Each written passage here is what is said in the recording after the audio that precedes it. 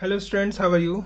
So students, today we'll talk about the electrochemical series. Okay, as it is mentioned here, electrochemical series. Now, the students, what is the meaning of electrochemical series? Actually, electrochemical series is nothing but it is a kind of arrangement of the different elements in order of their increasing or decreasing standard reduction potential values.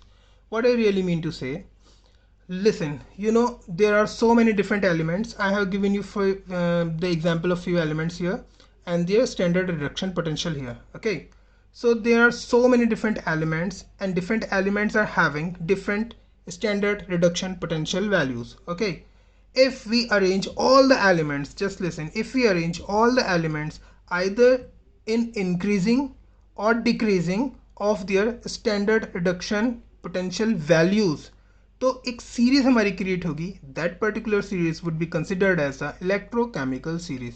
I mean to say in Hindi कि बहुत सारे elements हैं world में और उन सब की अपनी स्टैंडर्ड रिडक्शन पोटेंशियल है.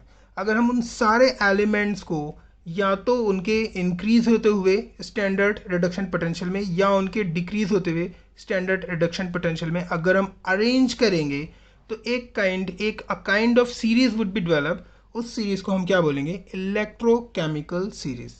It is very simple thing. मैंने यहाँ पे कुछ एग्जांपल दे रखे हैं, कुछ जैसे ये एलिमेंट्स हैं हमारे. सो सपोज मुझे इलेक्ट्रोकेमिकल सीरीज इनकी बनानी है.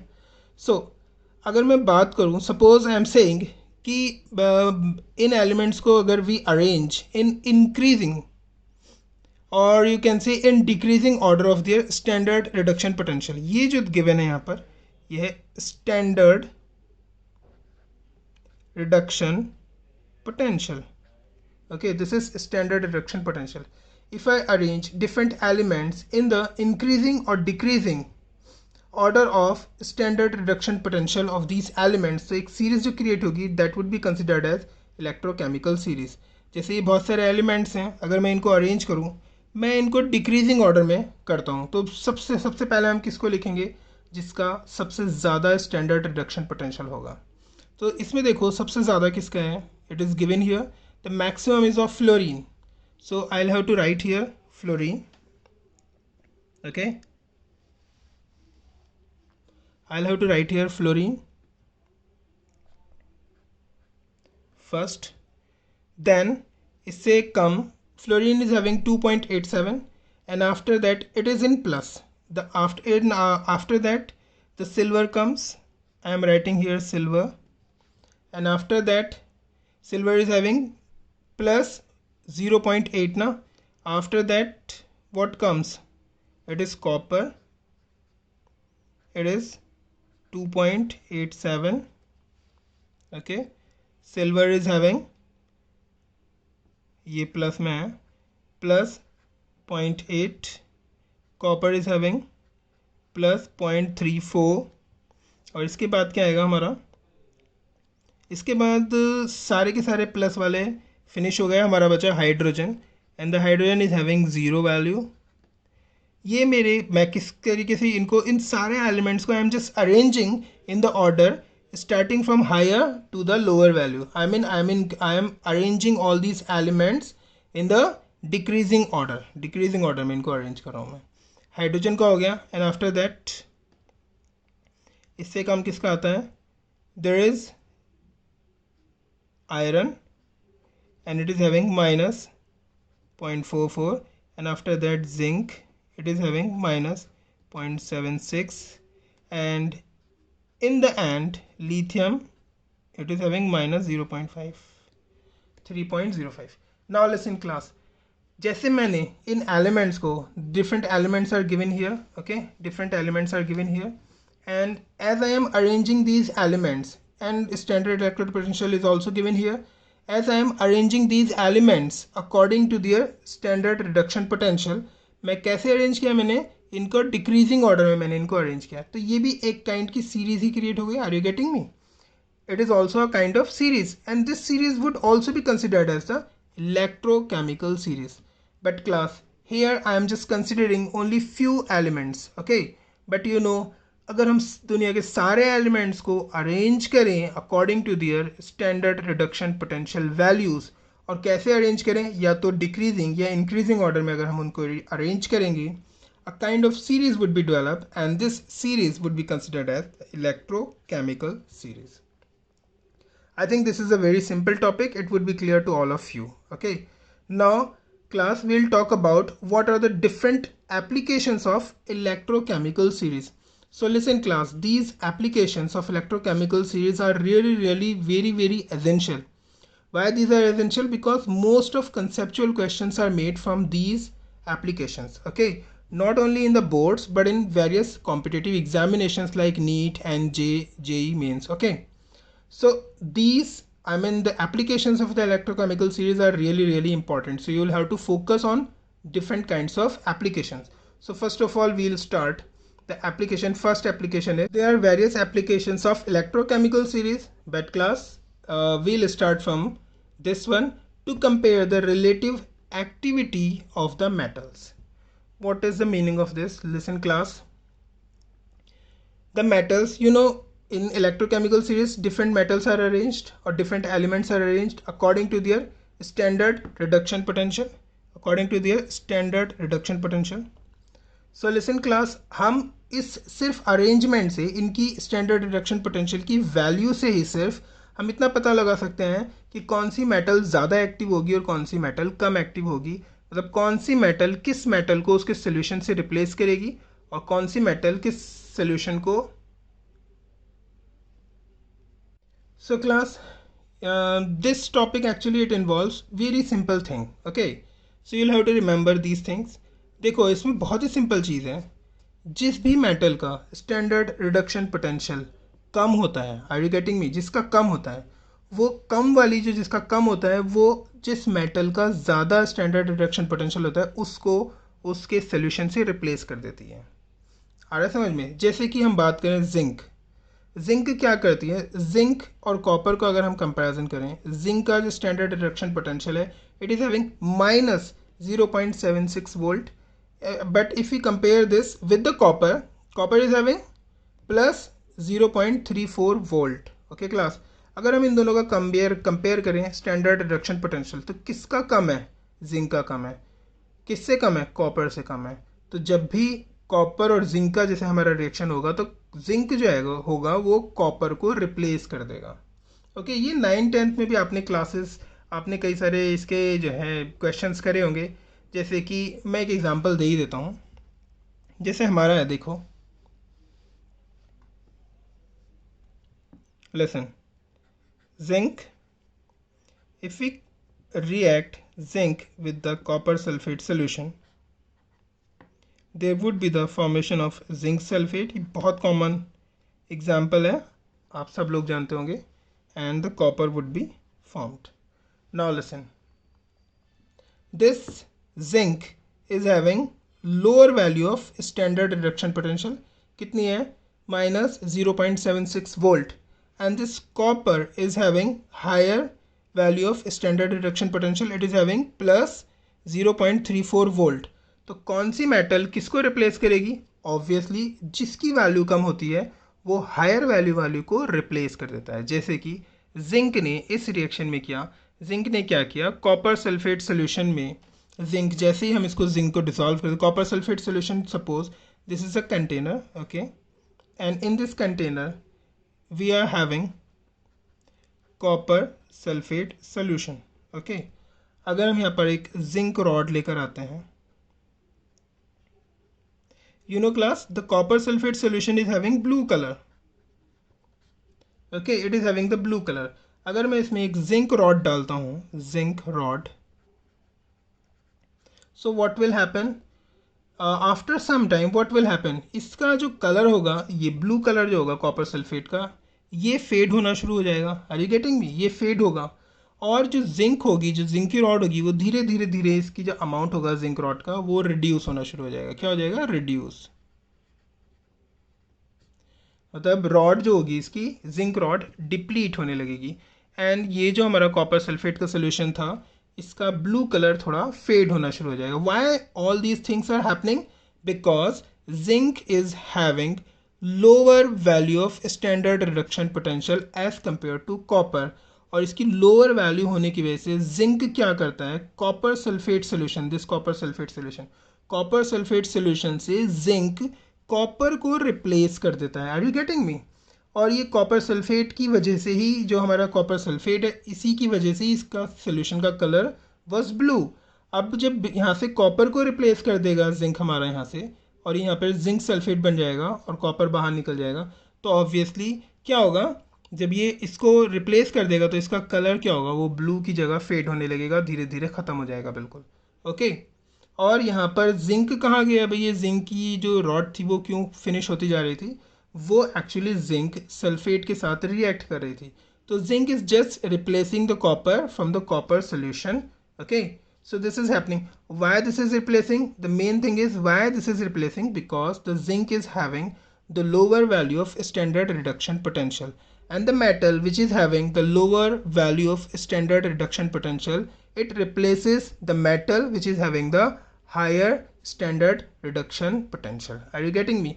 अगर मैं यही रिएक्शन जस्ट रिवर्स कराऊँ क्लास, देखो अगर मैं यही रिएक्शन रिवर्स कराऊँ, मैं यहाँ ले लेता हूँ कॉपर और यहाँ पर there is a zinc sulphate solution. What will happen?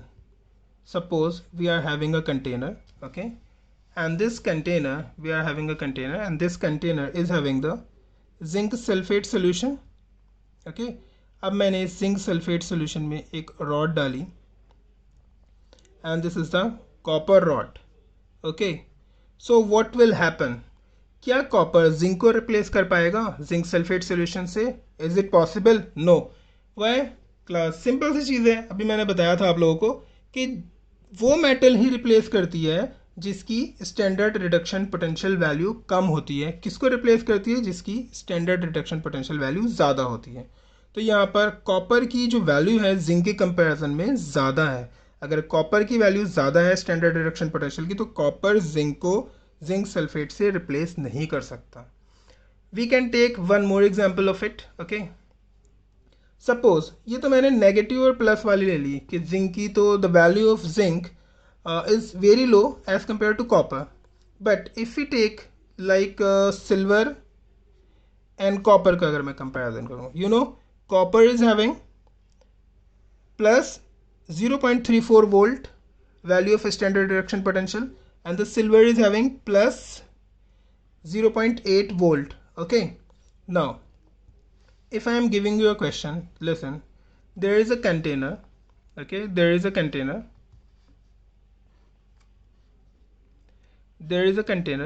and this container actually so listen class, suppose this container, okay, this container is having a solution and this solution is silver nitrate. So in this container we are having silver nitrate solution. अगर मैंने यहाँ पे एक spoon डाला, okay, suppose there is a spoon और ये spoon is made up of copper और मैंने इसे स्टीयरिंग की, ठीक है, इसको मिक्स किया सोल्यूशन को, सिल्वर नाइट्रेट को. So what will happen? You just let me know what will happen. Listen class, what will happen? देखो ये कॉपर है, अगर हम कॉपर और सिल्वर का दोनों की वैल्यू को कंपैरिजन करें, copper is having plus 0.34 volt of standard reduction potential and silver is having 0.8 volt of standard reduction potential. Which one is having lower value? 0.34 is lower or 0.8 is lower? Obviously copper is having the lower value. Are you getting me? Copper की value कम है, तो copper क्या करेगा, जिस metal की standard reduction potential value is lower, it replaces the metal which is having the higher value of standard reduction potential. So obviously copper spoon से अगर मैं इसको यहाँ पर इसको मिक्स करूँ सिल्वर नाइट्रेट के सोल्यूशन को, तो थोड़े टाइम बाद क्या होगा, ये कॉपर जो है वो सिल्वर को सिल्वर नाइट्रेट से रिप्लेस कर देगा और ये खुद से कॉपर नाइट्रेट बनाएगा. Are you getting me? तो अगर मैं, और धीरे धीरे क्या होगा, ये स्पून जो कॉपर का था ये डिप्लीट होने लगेगा और इसका अमाउंट रिड्यूस होने लगेगा. Are you getting me? So this is a kind of reaction. I mean copper silver nitrate से सिल्वर को रिप्लेस कर देगा. अगर मैं इससे उल्टा रिएक्शन करूँ, ठीक है, तो कोई रिएक्शन नहीं होगा। Are you getting me? Thus, in simple terms, I am just saying कि वो metal which is having the lower standard reduction potential, actually it displaces the metal with the higher standard reduction potential from their solution. Okay, I think it would be clear to all of you. The next application of electrochemical series is, it is to compare the relative reducing and oxidizing powers. I mean, we know the different elements, they behave as reducing agent or the oxidizing agent. So this electrochemical series actually, students, it also, I mean, useful for comparing the relative reducing and oxidizing power of different elements. Just before moving into this topic class, हमें करना क्या आएगा, सबसे पहले हमें standard reduction potential होता क्या है उसके बारे में देखना होगा। वैसे class we have already discussed about, do you remember in our previous video I told you what is the meaning of standard reduction potential. Standard reduction potential actually क्या होता है, it is the tendency, do you remember, it is, ये मैं लिख भी रखे यहाँ पे, it is a tendency to get reduced. Do you remember? मेरे पुराना वीडियो देखना, और जिसने पुराना वीडियो नहीं देखा है मैं पीछे नीचे एक लिंक दे दूंगा, उस लिंक में जाना, so you will get the information regarding all these things. Okay, जो remaining portion है you will get the information regarding this. So class listen, as I am telling you कि यहाँ पर standard reduction potential होता क्या है। Standard reduction potential it is represented by E naught. Standard reduction potential क्या होता है, it is actually the tendency to get reduced. मतलब इसका मीनिंग क्या हुआ, टेंडेंसी मतलब किसी की पावर कि वो कितनी जल्दी रिड्यूस हो सकता है। तो जिसकी पावर ज़्यादा होती है रिड्यूस होने की, उसका जो स्टैंडर्ड रिडक्शन पोटेंशियल होता है वो ज़्यादा होता है। रिड्यूस होना मतलब क्या होता है, रिड्यूस का मतलब होता है इलेक्ट्रॉन को गेन करना। Are you getting me? Suppose there is a metal, okay, it is having +2 charge. If we provide 2 electron to it, okay, after getting 2 electron it is becoming what, metal solid, 2 electron इसने gain कर लिए। so यहाँ इसका क्या हो रहा है, gaining of electrons. so इस gaining of electron is called what, reduction. it is called reduction. okay, so जो भी मेटल या एलिमेंट जितने तेज़ी से रिड्यूस होता है, ओके, जितनी उसकी टेंडेंसी जल्दी से रिड्यूस होने की ज़्यादा होती है, वो उसकी जो वैल्यू होती है ना स्टैंडर्ड रिडक्शन पोटेंशियल, उसकी उतनी ही ज़्यादा होती है। मतलब एक तरीके से हम ये कह सकते हैं, द एलिमेंट्स जो इलेक्ट्रॉन्स को जितनी तेज़ी से कैप्चर करता है, जितनी तेज़ी से कैप्चर करता है, जितनी तेज़ी से गेन करता है, उसकी स्टैंडर्ड रिडक्शन पोटेंशियल वैल्यू उतनी ही ज़्यादा होती है। Are you getting? E naught value उसकी ज़्यादा होगी। जैसे अगर हम पूरे पीरियोडिक टेबल में देखें, फ्लोरीन जो होता है उसकी इलेक्ट्रॉन को कैप्चर करने की, इलेक्ट्रॉन को गेन करने की पावर सबसे ज़्यादा होती है। इलेक्ट्रॉन को गेन करना मतलब क्या हुआ, रिड्यूस होना। Are you getting me? Electron को गेन करना is nothing but the reduction. तो फ्लोरीन जो होता है वो सबसे तेज़ी से इलेक्ट्रॉन को गेन करता है। तो क्योंकि सबसे तेज़ी से, क्योंकि उसकी इलेक्ट्रोनिगेटिविटी सबसे ज़्यादा होती है, इसलिए वो सबसे तेज़ी से इलेक्ट्रॉन को गेन करता है। इलेक्ट्रॉन को तेज़ी से गेन करने के लिए उसकी जो टेंडेंसी हुई, टेंडेंसी टू गेट रिड्यूस, वो बहुत ज़्यादा हो गई। इसलिए फ्लोरीन का जो होता है स्टैंडर्ड रिडक्शन पोटेंशियल जो होता है वो पूरी इलेक्ट्रोकेमिकल सीरीज़ में सबसे ज़्यादा होता है। एंड कितना है वो, +2.87 वोल्ट। अगर इलेक्ट्रोकेमिकल सीरीज़ में देखें सबसे टॉप पर जो सबसे ज़्यादा है उसमें फ्लोरीन ही आता है। ओके, तो फ्लोरीन की सबसे ज़्यादा हो गई क्योंकि ये सबसे पहले इलेक्ट्रॉन को गेन कर लेता है। नाउ क्लास, जिनकी वैल्यूज़ प्लस में हैं, देखो ये भी एक copper is also having the value in plus, it is having 0.34 volt plus, and silver is also having plus 0.8 volt. तो ये दोनों मेटल जो हैं इनकी भी जो टेंडेंसी है रिड्यूस होने की ज़्यादा है। लेकिन अगर हम जिंक की बात करें, जिंक की जो tendency to get reduce is not good because it is having the value in negative, so it is having -0.76 volt. Okay, तो इनकी वैल्यू है कम। मैं एक इलेक्ट्रोकेमिकल सीरीज़ ही आपको पूरी दिखाता हूँ जो एनसीईआरटी में गिवन है, इजीली आपको समझ आ जाएगा। Listen class, this is the electrochemical series which is given in the NCERT. Okay, so you can observe your NCERT here, at the top it is fluorine, and the value of fluorine is 2.87. okay, 2.87 it is given. Listen, 2.87.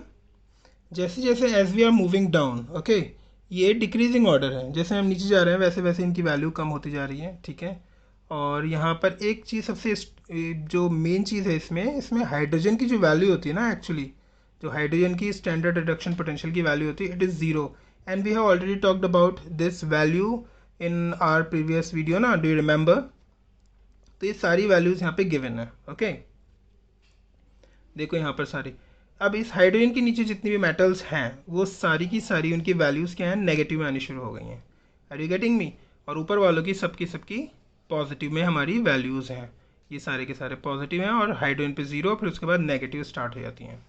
Okay class, now listen. तो जिनकी भी value positive में है या जिनकी ज़्यादा value है, so simple सी बात क्या है क्लास, वो मेटल्स या एलिमेंट्स ज़्यादा ईजिली रिड्यूस होंगे। Are you getting me. वो इजीली रिड्यूस होंगे, इजीली रिड्यूस मतलब वो इलेक्ट्रॉन को इजीली गेन करेंगे। एज आई टोल्ड यू, जिनकी जितनी ज़्यादा वैल्यू होती है स्टैंडर्ड रिडक्शन पोटेंशियल की, वो उनकी टेंडेंसी रिड्यूस होने की सबसे ज़्यादा होती है, मतलब वो तेज़ी से रिड्यूस होते हैं। तो जिनकी वैल्यू ज़्यादा है वो सारे के सारे उनकी टेंडेंसी जो है रिड्यूस होने की ज़्यादा है। Are you getting me. Now come to the next point. Listen class, जो जितने अच्छे से रिड्यूस होता है क्लास, जस्ट लिसन केयरफुली, जो जितने तेज़ी से रिड्यूस होता है, जैसे अब तक मैंने सब बताया कौन कौन ज़्यादा तेज़ी से रिड्यूस होता है, जो जितनी तेज़ी से रिड्यूस होता है ना क्लास, वो उतना ही अच्छा ऑक्सीडाइजिंग एजेंट होता है। ओके, कैसा होता है वो, ऑक्सीडाइजिंग एजेंट होता है, अच्छा ऑक्सीडाइजिंग एजेंट होता है। कैसे, हम देखो मैं बताता हूँ। ऑक्सीडाइजिंग एजेंट मतलब, ऑक्सीडाइजिंग एजेंट मीन्स वो एलिमेंट्स जो किसी के ऑक्सीडेशन में हेल्प करें। जैसे मैं एक एग्जांपल, बहुत ही सिंपल सा एग्जांपल लेता हूँ इसमें भी, लाइक जिंक, इसको कॉपर सल्फेट सोल्यूशन से अगर मैं रिएक्ट कराता हूँ, so we'll get zinc sulphate, everyone knows this reaction, and the copper will come out of it. Okay, copper will come out of it. So now listen class, here zinc का जो oxidation state है, it is having zero because it is in elemental form. Here copper is having zero because it is in elemental form. Okay, here copper is having the oxidation state which is equal to +2, and here the zinc is having the oxidation state which is equal to +2। अब यहाँ देखते हैं हम class, देखो यहाँ पर, listen class, what is happening in zinc. Zinc यहाँ पर 2 इलेक्ट्रॉन लूज कर रहा है, देख रहे हो, 2 इलेक्ट्रॉन लूज किए, तो जिंक का यहाँ पर क्या हो रहा है, I mean losing of electron is what, क्या उसे क्या बोलते हैं, oxidation. So what is happening with zinc, oxidation is taking place for the zinc. But if we see copper, copper के यहाँ पर +2 थे, और ये हमारा क्या हो गया, कॉपर ज़ीरो बन गया, इसकी ऑक्सीडेशन स्टेट ज़ीरो हो गई। तो कॉपर ने क्या किया, it is very easy, copper के पास +2 था, अब उसने कॉपर ने इलेक्ट्रॉन गेन किए, और गेन करने के बाद वो कॉपर बना गया। तो कॉपर का यहाँ पर क्या हो रहा है, कॉपर का यहाँ पर हो रहा है रिडक्शन। क्या हो रहा है यहाँ पे, कॉपर का रिडक्शन हो रहा है, ये रिडक्शन हो रहा है। अब नाउ लिसन क्लास, कॉपर जो है वो रिड्यूस हो रहा है। रिड्यूस कैसे हो रहा है, क्योंकि इस रिएक्शन में इसने क्या किया, copper gain 2 electrons to become copper. ये 2 इलेक्ट्रॉन इसके पास कहाँ से आया, ज़रा बताओ क्लास मुझे। ये 2 इलेक्ट्रॉन इस जिंक ने लूज किए हैं। जिंक ने क्या किया, जिंक था, इसने Zn2+ बनाया, +2 इलेक्ट्रॉन इसने रिमूव किए। Are you getting me. ये रिएक्शन है हमारा, ये जिंक ने जिंक 2+ कंबाइन की, 2+ बनाया इसने, और 2 इलेक्ट्रॉन इसने रिलीज किए, and these 2 electrons actually it is taken up by copper. Are you getting me. Copper takes 2 electron which were released by the zinc, and after getting these 2 electrons the copper is reduced।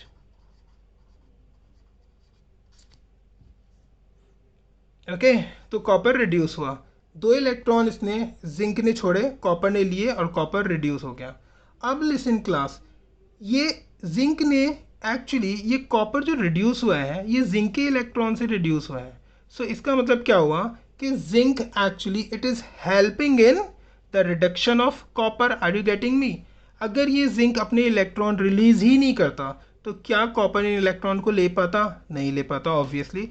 Copper को electron चाहिए and the electrons are provided by zinc, and after getting the electron the copper is converting into a reduced form.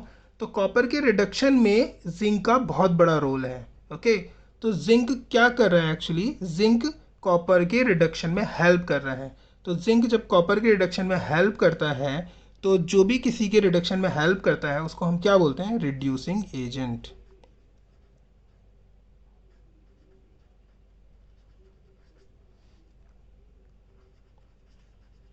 So class, as the zinc is helping in copper to get reduced, तो इसलिए जो zinc है हमारा it would be considered as a reducing agent. Now listen class, zinc का खुद का क्या हो रहा है रिएक्शन में? zinc का खुद का ऑक्सीडेशन हो रहा है। Listen, देखो यहाँ पे Zn0 से Zn+2 बना था ना ऑक्सीडेशन। तो zinc का खुद का ऑक्सीडेशन हो रहा है लेकिन वो एक अच्छा रिड्यूसिंग एजेंट के तरीके से बिहेव कर रहा है। तो इन शॉर्ट क्लास, ये तो मैंने आप लोगों को समझा दिया। In short you will have to remember one thing, the element which is I mean अगर वो खुद और रिड्यूस हो रहा है तो वो एक अच्छा ऑक्सीडाइजिंग एजेंट होगा, और एक एलिमेंट अगर खुद ऑक्सीडाइज हो रहा है तो वो एक अच्छा रिड्यूसिंग एजेंट होगा। ये रिवर्स है, ध्यान रखना। The element which is getting oxidize would be considered as good reducing agent. The element which is itself going to be reduced would be considered as a good oxidizing agent. So class, simple सी चीज़ मैंने आप लोगों को बताई, जो reduce होता है इजीली वो अच्छा ऑक्सीडाइजिंग एजेंट होता है। ओके और जो ऑक्सीडाइज होता है इजीली वो अच्छा रिड्यूसिंग एजेंट होता है। आप लोग इतना ध्यान रखना। नाउ लिसन, मैंने यहाँ पर ये डिफरेंट एलिमेंट्स गिवन है class, just observe these elements and the values is also given here. For the fluorine the value of standard reduction potential is +2.87। इसका मतलब क्या हुआ कि फ्लोरीन जो है वो इजीली रिड्यूस होगा, बट इजीली रिड्यूस जो होते हैं वो अच्छे ऑक्सीडाइजिंग एजेंट होते हैं। अभी बताया मैंने आप लोगों को, मैं यहाँ लिख भी देता हूँ।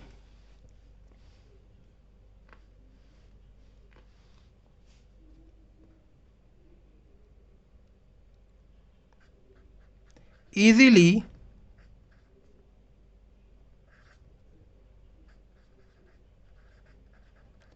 reducing elements are good oxidizing agent. Oxidizing agent ये इसके जस्ट अपोजिट है। ओके क्लास, मैंने ये भी बता दिया है कि वो ऐसा क्यों होता है। यहाँ पे मैंने एग्जांपल लेके बताया था। It would be clear to all of you, I think it is very simple concept, so it would be clear to all of you. So now listen class, fluorine हमारा इसकी वैल्यू 2.87, खुद तो easily reduce होगा but it would be considered as a strong oxidizing agent. तो class simple सी चीज़ है, जिनकी वैल्यू ज़्यादा है वो गुड ऑक्सीडाइजिंग एजेंट हैं, जिनकी value of standard reduction potential ज़्यादा है वो गुड ऑक्सीडाइजिंग एजेंट हैं, और जिनकी value of standard reduction potential कम है वो कैसे हैं? वो I mean bad oxidizing agent हैं। तो यहाँ पर सिंपल सी चीज़ ये ध्यान रखना, ऑक्सीडाइजिंग एजेंट मैं यहाँ लिख देता हूँ, oxidizing agent directly proportional to standard reduction potential value, or we can say in short E naught. Are you getting me class? तो ऑक्सीडाइजिंग एजेंट जिनका E naught ज़्यादा होगा वो अच्छे ऑक्सीडाइजिंग एजेंट होंगे। अब ये ध्यान रखो, this is the main concept, reason I have already given you. अब यहाँ पर ये मेन चीज़ तुम्हें याद रखनी है। अब यहाँ पर देखो, ये question, different kinds of question comes in the examination.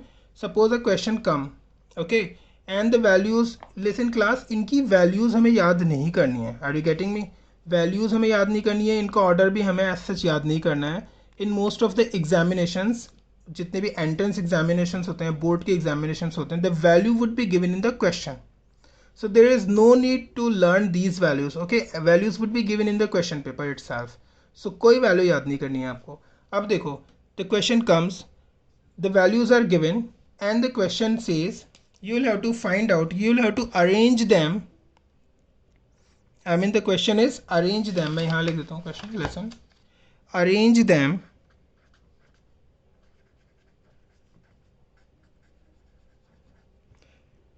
according to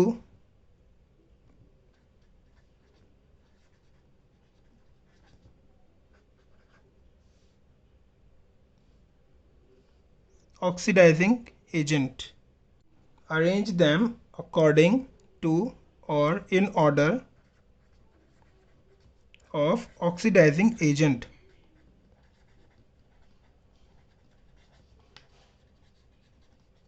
this is question. Okay, तो यहाँ पे हमें कैसे अरेंज करना है इनको। इन शॉर्ट मैं ये बोल रहा हूँ कि इनको हमें अरेंज करना है इनके ऑक्सीडाइजिंग एजेंट के नेचर के according. Now listen class, as I told you, it is given here, oxidizing agent, good oxidizing agent is directly proportional to the standard reduction potential. Okay, now listen, जिसका standard reduction potential ज़्यादा होगा वो अच्छा oxidising agent होगा। अब मैं इनको arrange करता हूँ। देखो, सबसे अच्छा ऑक्सीडाइजिंग एजेंट इन सब में कौन होगा जिसकी स्टैंडर्ड रिडक्शन वैल्यू सबसे ज़्यादा होगी। Which one is having the maximum value of standard reduction potential? Fluorine. Fluorine is having plus 2.87. It is clear class? So first of all we'll have to arrange fluorine. Then the next is according to this, silver. Silver is having 0.8 plus 0.8 volt value, so silver would be the next good oxidizing agent. Then we'll have to arrange copper. Copper is having plus 0.34 volt, so copper is the next good oxidizing agent. और उसके बाद किसकी value आती है अगर हम देखें यहाँ पर, अब सारी नेगेटिव में वैल्यूज़ गिवन है। अब नेगेटिव में हम कैसे अरेंज करेंगे? ऑब्वियसली जिसकी कम नेगेटिव होगी तो उसका स्टैंडर्ड रिडक्शन पोटेंशियल ज़्यादा होगा। Are you getting me? तो यहाँ देखो, जिंक की है माइनस 0.76, ज़्यादा है, ये तो बहुत कम है। सो हम यहाँ देखते हैं किसकी है, यहाँ पर हम आयरन की वैल्यू देखते हैं। Iron is having 0.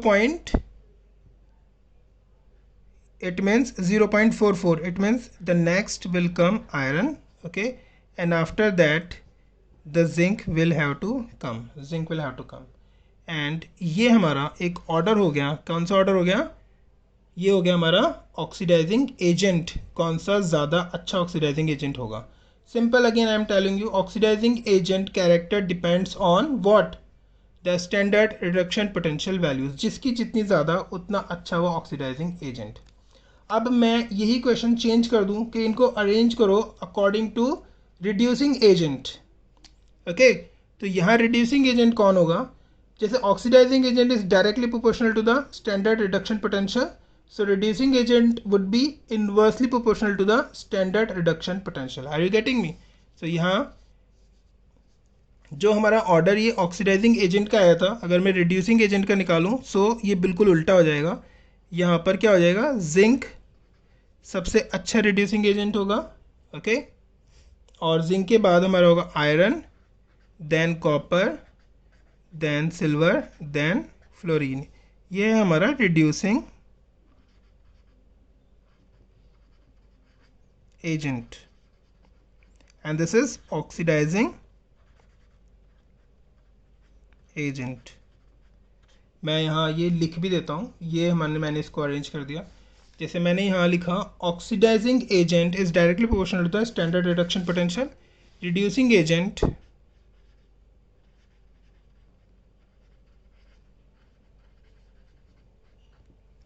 is inversely proportional to the E naught or standard reduction potential. So one this thing and the other is this. Two things we'll have to remember. इसको एक बार देख लो और लिख लेना। अब हम नेक्स्ट इसके एप्लीकेशंस पर आते हैं। So class, next topic is to calculate the standard EMF. The next application of this is to calculate the standard EMF of the cell. Class, EMF of the cells is what? Electromotive force of the cell. Okay, do you remember I told you in the previous class? So now class, we know the formula of, हमने last video में इसको discuss कर रखा है, the formula of EMF of the cell or standard electrode potential of the cell is E naught cathode minus E naught anode. Do you remember? Cathode and anode. So this is the formula. Okay, we have already talked about this. Now listen class, cathode का meaning क्या होता है? Cathode and anode meaning what? Cathode means E naught of reduction, and this is oxidation. Reduction and oxidation. Why I am saying so? Because class, you know, the reduction takes place at cathode and oxidation takes place at anode. Okay, are you getting me? तो अब यहाँ पर देखो, जिसका reduction होता है उसका E not हम लिखेंगे यहाँ पर. ओके, और जिस एलिमेंट का ऑक्सीडेशन होता है उसका E नॉट लिखेंगे हम यहाँ पर, स्टैंडर्ड इलेक्ट्रोड पोटेंशियल, और उन दोनों को माइनस करेंगे. So we'll get EMF of the cell. अब मैं एक एग्जांपल ले लेता हूँ, सिंपल सी चीज़ फिर से वही ले लेता हूँ मैं. There is zinc and zinc copper sulfate, they are forming zinc sulfate plus copper. कोई problem class? what is happening here again? zinc का यहाँ पर क्या हो रहा है, यहाँ पर इसका ऑक्सीडेशन स्टेट है +2, यहाँ पर 2, ये इसका ऑक्सीडेशन हुआ. Okay class. एंड कॉपर का क्या हो रहा है यहाँ पे? कॉपर यहाँ पर +2 ऑक्सीडेशन स्टेट था इसका, यहाँ पर इसका 0 हुआ, तो इसका हो रहा है रिडक्शन. ये हमें पता है इस रिएक्शन में क्या हो रहा है. So now listen class, if we really find out the E cell और EMF of the cell, standard EMF of the cell, तो हम क्या करेंगे, E naught cathode minus E naught anode लिखेंगे. अब यहाँ पर देखो किसका रिडक्शन हो रहा है, यहाँ पे कैथोड पर रिडक्शन होता है. रिडक्शन किसका हो रहा है यहाँ पे, just let me know please class. Reduction हो रहा है कॉपर का. So we'll have to write the value of standard reduction potential of copper here, okay, and the copper की value कितनी होती है, it is 0.34 volt. okay, हमें ये value कहाँ से मिली? obviously कहाँ से है ये value? electrochemical series से. so this is application of electrochemical series because we are getting the values of what, standard reduction potential of different elements from the electrochemical series. सो यहाँ पर हमने रखी कॉपर की वैल्यू क्योंकि कॉपर रिड्यूस हो रहा है. अब यहाँ पे ऑक्सीडाइज कौन सा हुआ है, यहाँ पर जिंक. तो जिंक कहाँ पर ऑक्सीडाइज हो रहा है, एनोड पर ऑक्सीडाइज होता है. सो ई कैथोड माइनस ई एनोड, तो एनोड पर ऑक्सीडाइज हो रहा है, कौन हो रहा है, जिंक. तो यहाँ पे हमें लिखनी पड़ेगी वैल्यू माइनस जिंक. जिंक की वैल्यू कितनी है यहाँ पे, ये है minus 0.76 volt. So class this is what it is E naught cell. Are you getting me? So ये दोनों वैल्यूज हमें कहाँ से मिल रही हैं, हमें पता, हमें ये मिल रही हैं किससे, इलेक्ट्रोकेमिकल सीरीज से हमें वैल्यूज मिल रही हैं. ओके, हमने ये वैल्यूज रखी, इस रिएक्शन की हमें ई सेल निकालना है. तो इसका ई सेल निकालो, कितना हो गया, cell will come out to be 1.1 volt. ये माइनस माइनस प्लस हो जाएगा तो ये सबका सब सम हो जाएगा. So E cell comes out to be 1.1 volt. So ये हमें किससे पता लगा, हम ये किसकी मतलब कैसे हमें वैल्यू पता लगी. Obviously the value is given in the electrochemical series. So with the help of the electrochemical series we can find out what, we can find out the standard EMF of the cell as well. अब class जो last की ये दो जो रह गई हैं हमारी प्रॉपर्टीज, इसकी जो एप्लीकेशंस हैं of electrochemical series, these are very very important. So you will have to focus here. Okay, बहुत इंपॉर्टेंट है ये सारी की सारी. देखो यहाँ पर नेक्स्ट है to predict whether a metal can liberate hydrogen from acid. Okay, हम इलेक्ट्रोकेमिकल सीरीज की हेल्प से ये पता लगा सकते हैं कि whether the metal, you know 10th class में you have studied the metal replaces hydrogen और the metal liberate the hydrogen from the acid. Okay, आप लोगों ने पढ़ा है.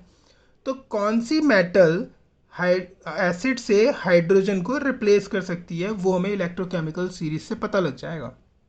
So now listen, ये एक मेटल है and it is reacting with acid. Suppose acid is HCl, the metal will react with Cl और यहाँ से हाइड्रोजन को इसने लिबरेट किया in the form of H+ ion या हाइड्रोजन गैस की फॉर्म में ये बाहर निकल जाएगा. Are you getting me? सो नाउ हमें कैसे पता लगेगा कि ये होता है, ये रिप्लेस करेगा या नहीं करेगा? आई मीन हाइड्रोजन को कोई मेटल एसिड से रिप्लेस करेगी, लिबरेट करेगी या नहीं करेगी?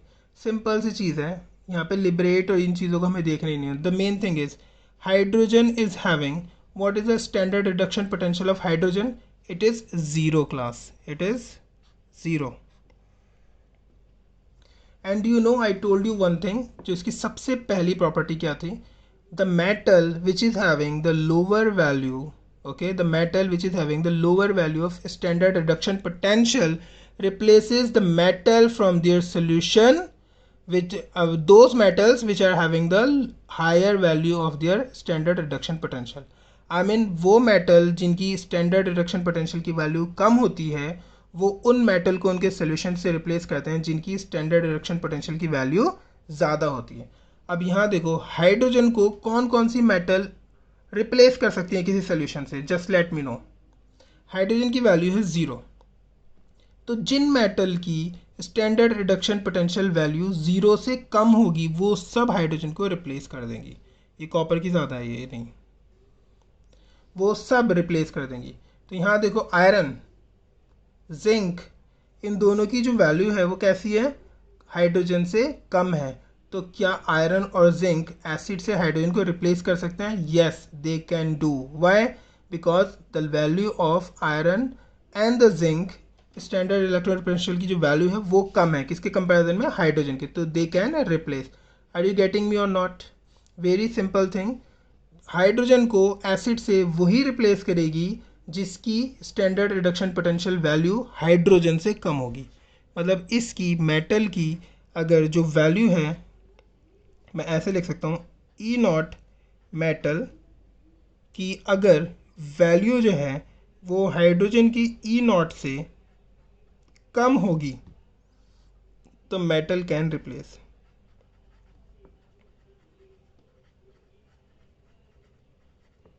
Metal can replace. सिंपल सी वही चीज़ है.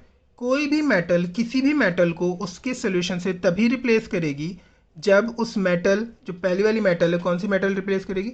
जब उसकी वैल्यू, जो मेटल है उसकी वैल्यू. सो क्लास हाइड्रोजन को सिर्फ वही metal, the only metal which can replace the hydrogen और which can liberate the hydrogen from the acid which is having the lower value of standard reduction potential of hydrogen as compared to hydrogen. सो अगर metal की hydrogen के standard reduction potential से कम value होगी तो वही metal hydrogen को acid से replace कर सकती हैं. आप देखो यहाँ देखो बहुत सारे एग्जांपल्स हैं. आयरन, आयरन की जो वैल्यू है इट इज़ हैविंग -0.44 वोल्ट और हाइड्रोजन की है 0, तो हाइड्रोजन से कम हुई. It means iron can replace hydrogen from the acids और hydrogen can liberate hydrogen, sorry, iron can replace hydrogen from the acids. अगर हम जिंक की बात करें, zinc is having -0.76 volt of standard reduction potential. ये हाइड्रोजन से कम है, हाइड्रोजन की है 0, तो क्या जिंक रिप्लेस, क्या जिंक लिबरेट करेगा hydrogen from the acid? Yes करेगा क्योंकि कम है. अब यहाँ पर हम बात करते हैं सिल्वर की. Silver is having 0.8 volt of standard reduction potential and hydrogen is having 0. तो किसकी वैल्यू ज़्यादा है यहाँ पे? सिल्वर की ज़्यादा है हाइड्रोजन से. क्या इस चीज़ को फॉलो कर रहा है वो? नहीं, सिल्वर की वैल्यू ज़्यादा है. So silver can not liberate hydrogen from acids because the standard reduction potential value of silver is more than hydrogen. Okay, is it clear class? क्या फ्लोरीन कर सकता है? ऑब्वियसली फ्लोरीन तो बिल्कुल नहीं कर सकता, उसकी तो बहुत ज़्यादा वैल्यू है एज कम्पेयर टू हाइड्रोजन, तो वो रिप्लेस नहीं कर सकता. कौन रिप्लेस कर सकता है हाइड्रोजन को? कौन लिबरेट कर सकता है हाइड्रोजन को from their acids which is having the lower value? I mean जिन मेटल्स की लोअर वैल्यू होगी of standard reduction potential as compare to hydrogen. That's it class. Next and last topic is predicting feasibility और spontaneity of the reaction. Feasible होगा reaction या नहीं होगा? हम electrochemical series से ये पता लगा सकते हैं कि which reaction is feasible, which reaction is spontaneous and which reaction is not spontaneous. So class, for spontaneity and feasibility you will have to remember one thing class, this is very important. इससे related बहुत सारे numericals, बहुत सारे conceptual questions boards में भी और entrance examinations में भी आते हैं. So listen, वही रिएक्शन फीसिबल हो गए जिनका standard electrode potential of the cell would be more than zero, means उसकी वैल्यू अगर प्लस होगी किसी भी सेल की, ये सेल का standard reduction potential of the cell is I mean the formula of it is E naught cathode minus E naught anode. We know, we have already talked about so many times, हमने उसमें भी पढ़ा है, ये previous video में भी हमने पढ़ा था। तो ये जो हमारा ई सेल है, अगर इसकी वैल्यू प्लस में आती है तो किसी भी पर्टिकुलर रिएक्शन के लिए, किसी पर्टिकुलर सेल के लिए अगर इसकी वैल्यू प्लस में आती है मतलब मोर देन ज़ीरो, तो वो रिएक्शन कैसा होगा, फीसिबल होगा एंड स्पॉन्टेनियस रिएक्शन होगा उसमें। Are you getting me? अब यहाँ पर सिंपल सी चीज़ है, ई नॉट सेल अगर प्लस में आएगा तो प्लस में कब आ सकता है, सिंपल सी चीज़ है, दिस इज़ द फॉर्मूला, जब ई cathode is more than E anode. It is very simple, क्योंकि ये प्लस में है, अगर एनोड ज़्यादा हो जाएगा तो ऑब्वियसली नेगेटिव की वैल्यू ज़्यादा हो जाएगी। जब नेगेटिव की वैल्यू ज़्यादा हो जाएगी सो ई नॉट सेल की वैल्यू क्या होगी, वो ज़ीरो से कम हो जाएगी, क्योंकि नेगेटिव ज़्यादा तो ज़ीरो से कम हो जाएगी। सो ऑब्वियसली ई कैथोड की वैल्यू जो होनी चाहिए वो ई एनोड से, I mean the standard electrode potential of anode, उससे ज़्यादा होनी चाहिए, तभी सेल की जो E naught I mean cell का जो स्टैंडर्ड रिडक्शन पोटेंशियल होगा it will come out to be more than zero और we can say plus. Okay, अब यहाँ हम देखते हैं एक तो रिएक्शन मैंने यहाँ ले लेता हूँ, जैसे देयर इज़ वन रिएक्शन, ये एक बहुत सारे क्वेश्चन आते हैं क्लास, इसको बहुत ध्यान से सुनना। There is a reaction, zinc reacts with sulfuric acid and it is forming zinc sulfate and hydrogen gas is liberated. Okay, simple चीज़। तो यहाँ पर हमें ये देखना है दिस रिएक्शन इज फीसिबल और नॉट, ये क्वेश्चन आया suppose, and this kind of question comes in the examination, whether this reaction is feasible, whether this reaction is spontaneous और not, we'll have to find out. So now listen, हम क्या करेंगे class, मैंने simple सी चीज़ बताई है, हम इसका ई सेल निकाल लेंगे, I mean E naught cell हम इसका निकाल लेंगे। E naught cell is what, E naught cathode minus E naught anode, you know class. अब ई नॉट कैथोड, कैथोड पे क्या हो रहा है, कैथोड का मतलब क्या है, कैथोड पे क्या होता है, कैथोड पे होता है reduction, so E naught reduction minus E naught oxidation we can write class. So which is, अब यहाँ हम इस रिएक्शन में देखना है कि किसका रिडक्शन हो रहा है और किसका ऑक्सीडेशन हो रहा है। देखो zinc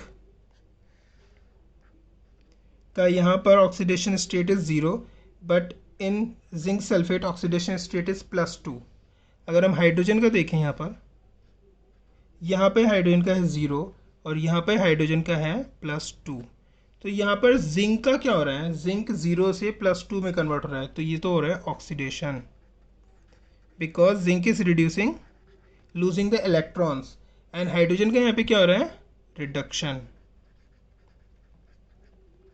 are you getting me class, reduction हो रहा है यहाँ पे, इसका ऑक्सीडेशन जिंक का और इसका रिडक्शन। सो ऑक्सीडेशन और रिडक्शन हमें दोनों का मिल गया, तो यहाँ पर ई नॉट रिडक्शन, रिडक्शन किसका हो रहा है, हाइड्रोजन का।